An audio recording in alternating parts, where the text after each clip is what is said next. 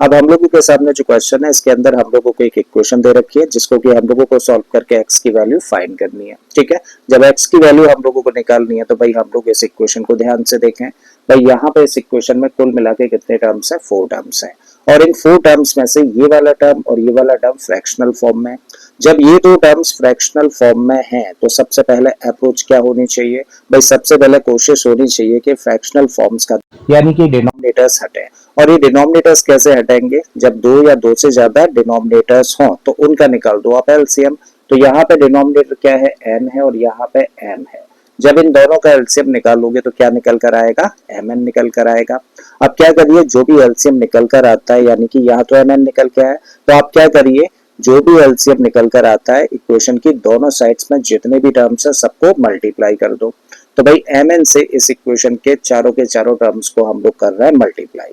जब इस टर्म को हम लोग mn से मल्टीप्लाई करें तो इसको ऐसे लिख सकते हो, m अपॉन n इंटू में एक्स स्क्वायर। यही चीज यहाँ पे कह रहे हैं कि भाई mn से मल्टीप्लाई कर रहे हैं किसको, n अपॉन m को, and this equal to mn से मल्टीप्लाई कर रहे हैं किसको, 1 को, और फिर mn से मल्टीप्लाई कर रहे हैं हम लोग माइनस का, माइनस तो ऑलरेडी लगा है तो 2x को। ठीक है, मल्टीप्लाई कर दीजिए, कुछ कैंसिल आउट होता है तो कैंसिल आउट कर दो। n से n कैंसिल हो गया तो m और m का मल्टीप्लाई करेंगे तो m स्क्वायर एक्स स्क्वायर बन जाएगा। यहाँ पर m से m कैंसिल हो गया तो प्लस में n स्क्वायर आ गया। ठीक है, यहाँ पर 1 और mn का मल्टीप्लाई करेंगे तो mn, और इन दोनों का मल्टीप्लाई कर देंगे तो माइनस का 2mn इंटू में x आ गया। ठीक है, तो जो फ्रैक्शनल फॉर्म थी देखो अब खत्म हो गई है, तो काफी हद तक फॉर्म सिंप्लीफाई हो गई है। करेक्ट है, तो अब इस सिंप्लीफाइड फॉर्म पे अब थोड़ा काम करें। भाई इन दोनों टर्म्स को ऐसा करो, एक ही तरफ लेकर आ जाओ। एम स्क्वायर एक्स स्क्वायर, सबसे पहले इस टर्म को लिख दिया आपने तो एम स्क्वायर एक्स स्क्वायर, फिर उसके बाद इस टर्म को लिख दो माइनस का 2mn x, क्योंकि लीनियर टर्म है। फिर ये वाला टर्म एच इट इज हम लोगों ने रखा एन स्क्वायर, और जब इसको ट्रांसपोज करेंगे तो माइनस का mn इक्वल के इधर तक कुछ नहीं बचेगा तो लिख सकते हो 0। ठीक है, फॉर्म पर थोड़ा सा काम करो, ये क्वाड्रेटिक टर्म, ये लीनियर टर्म दिख रहा है तो ये कांस्टेंट टर्म होना चाहिए। ऐसा करिए इन दोनों को कर लो एक ब्रैकेट में, तो हम लोगों ने इन दोनों को एक ब्रैकेट में रख दिया और जैसे ही इसको इस फॉर्म में लेकर आए यानी कि ब्रैकेट हम लोगों ने लगाई तो फॉर्म बन गई कैसी, ax square plus bx plus c equal to 0 जैसी फॉर्म।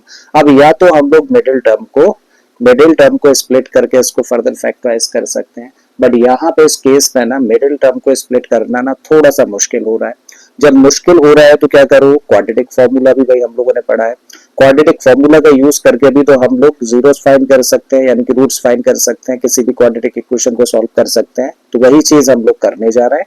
और क्वाड्रेटिक फॉर्मूला क्या कहता है, क्वाड्रेटिक फॉर्मूला कहता है कि अगर कोई भी equation ax square plus bx plus c equal to 0 जैसी फॉर्म की है तो इस इक्वेशन में x की जो वैल्यू होगी वो किसके बराबर होगी, माइनस का b plus minus under root b और अपॉन में 2a। तो इस तरीके से हम लोग किसी भी क्वाड्रेटिक इक्वेशन के रूट्स फाइंड कर सकते हैं। ठीक है, अब जब हम लोगों को क्वाड्रेटिक फॉर्मूला का यूज करना है तो हम लोगों को जरूरत पड़ने वाली है किसकी, d की। ठीक है, और d कैसे निकाला जाता है, b स्क्वायर में से 4ac को माइनस करके। मतलब यहाँ पे अब आइडेंटिफाई कर लो कि a क्या है, b क्या है और c क्या है। ठीक है, तो लिखते हैं इस बात को, तो हियर a का मतलब एक्स स्क्वायर का कोफिशिएंट जो कि क्या है, n स्क्वायर है। b की बात करें तो x का कोफिशिएंट होता है और यहाँ पे माइनस का 2mn है। c का मतलब होता है कांस्टेंट टर्म, और कांस्टेंट टर्म यहाँ पर देखें तो n स्क्वायर माइनस mn है। ठीक है, तो a है, b है और c भी है। हमें निकालना क्या है भाई, हम लोगों को चाहिए d। सो देयरफॉर d का मतलब डिस्क्रिमिनेंट निकालते कैसे हैं, b स्क्वायर में से माइनस करते हैं 4ac को। भाई b की वैल्यू क्या है, b की वैल्यू है माइनस का 2mn, और b का स्क्वायर है तो इसका स्क्वायर कर दीजिए, माइनस का 4 एज इट इज, a की जगह पर रखेंगे a की वैल्यू जो कि कितनी है, m स्क्वायर रख दी हम लोगों ने, और c की जगह पर रखेंगे n स्क्वायर माइनस का mn, और अब कर लेंगे इसको सिंप्लीफाई। एक नेगेटिव नंबर का स्क्वायर पॉजिटिव होगा मतलब माइनस की टेंशन खत्म, और 2mn का स्क्वायर करेंगे तो ये बन जाएगा 4m square n square, minus का साइन है रख दीजिए। भाई 4m स्क्वायर हो जाएगा, मल्टीप्लाई कर देंगे 4 और m स्क्वायर का, तो और 4m स्क्वायर का मल्टीप्लाई n स्क्वायर में करेंगे तो 4m स्क्वायर n स्क्वायर मिला। इस माइनस की वजह से ये साइन हो जाना है प्लस, अब 4m² का मल्टीप्लाई mn के साथ में करेंगे तो आप कहेंगे 4m² और m का मल्टीप्लाई करेंगे तो mq और साथ में क्या आ गया n आ गया। अब ये टर्म पॉजिटिव है, ये टर्म नेगेटिव है, तो फाइनली हम लोगों को d की वैल्यू क्या मिल रही है 4mqn। So this is the value of d। और जब हम लोगों ने d की वैल्यू निकाल दी है तो अब हम लोग क्या फाइंड कर सकते हैं, रूट्स फाइंड कर सकते हैं, ठीक है। So therefore the roots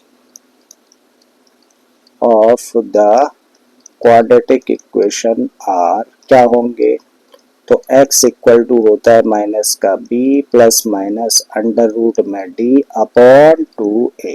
just put the values. भाई माइनस का साइन है एज इट इज रखा और b की जगह पे क्या रखोगे माइनस का 2mn, ब्रैकेट में रखिएगा माइनस का 2mn plus minus as it is और d की जगह पर 4mqn है तो यहाँ पे रखा 4mqn अपॉन में आ जाते हैं 2a है तो 2 और a की जगह पर रखेंगे हम लोग m², ठीक है। माइनस और माइनस क्या हो गया प्लस, तो यहाँ से तो हम लोगों को मिल गया 2mn प्लस माइनस है एज इट इज रख दीजिए, ठीक है। और यहाँ पर हम लोग थोड़ा सा काम करते हैं, इसको ध्यान से समझना। रूट के अंदर क्या लिखा है 4mqn, 4mqn है। अब देखो इसी को क्या लिख सकते हो, 4 को फैक्टराइज करोगे तो 2 इंटू 2, mq को फैक्टराइज करोगे तो m इंटू m और साथ में क्या है n है, तो इस तरीके से लिखा जा सकता है। हम लोग जानते हैं कि रूट के अंदर अगर किसी भी नंबर का पेयर बनता है तो उस पेयर के बदले एक नंबर बाहर लिया जा सकता है। तो भाई 2 का पेयर बना तो 2 बाहर आ गया, बिल्कुल ऐसे ही m का पेयर बना तो इसके बदले एक m बाहर आ जाएगा, तब अंदर क्या रह जाएगा, तब अंदर रह जाने वाला है m इंटू n यानी कि mn। तो भाई इसको हम लोग सिंप्लीफाई करके क्या लिख सकते हैं, इसको लिख सकते हैं 2m रूट में mn, ठीक है, रख दीजिए। तो आपने लिख दिया इसको 2m अंडर रूट में mn, नीचे क्या है, नीचे है 2m²। अब ऊपर दो टर्म्स हैं और इन दो टर्म्स में हम लोग देखें तो 2m यहाँ भी है 2m यहाँ भी है, तो आपने क्या किया 2m ले लिया कॉमन और जैसे ही आपने कॉमन लिया तो भाई यहाँ पे क्या बचा n, फिर क्या है प्लस माइनस और यहाँ पर रूट में mn आपने रख दिया। अपॉन में आए तो अपॉन में क्या है 2m² है, ठीक है। कुछ चीजें कैंसिल आउट होती हैं क्या, यस देखो 2 से 2 कैंसिल हो जाएगा और इस m से एक पावर कैंसिल हो गई, तो क्या आया finally n plus minus under root में mn अपॉन में m। So that is the value of x, ठीक है। तो इस तरीके से जो दो रूट्स हैं उनमें से पहला रूट क्या है, एक बार प्लस पढ़ो पहले रूट के लिए और फिर एक बार माइनस पढ़ लो। तो पहला रूट है n plus root mn upon m और दूसरा रूट होगा n minus under root mn upon m। So that is the answer of this question, ठीक है। तो भाई जब भी कभी ऐसा हो कि किसी भी क्वाड्रेटिक इक्वेशन के मिडिल टर्म को आप स्प्लिट ना कर पा रहे हो तो ऐसे केस में आ जाओ सीधे कहां पर, क्वाड्रेटिक फॉर्मूला पर। इस क्वाड्रेटिक फॉर्मूला की हेल्प से हम लोग किसी भी क्वाड्रेटिक इक्वेशन के रूट्स इजीली फाइंड कर सकते हैं। कैसे फाइंड करते हैं वो चीज आपको क्लियर हो गई होगी।